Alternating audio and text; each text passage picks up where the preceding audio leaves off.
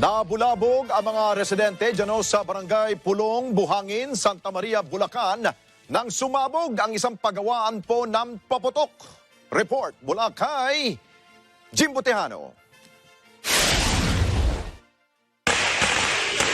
10 katawang sugatan matapos sumabog ang isang pagawaan ng paputok sa Sitio Manggahan, Barangay Pulong, Buhangin, Santa Maria, Bulacan, mag-aalauna ng hapon kanina.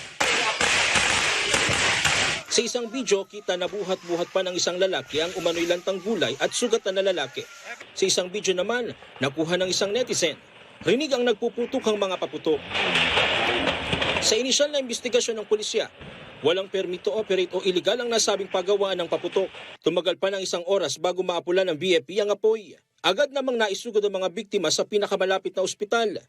Sa huling ulat, 6 sa mga biktima ay pinauwi na matapos malapatan ng Pangunang Lunes, habang ang 4 ay nananatili pa sa ospital at ang isa rito ay nasa malalang kondisyon. Sinabi ni Santa Maria Deputy Police Lieutenant Cesar Miranda na ongoing pa ang ginagawang investigasyon ng mga otoridad sa nangyaring pagsabog.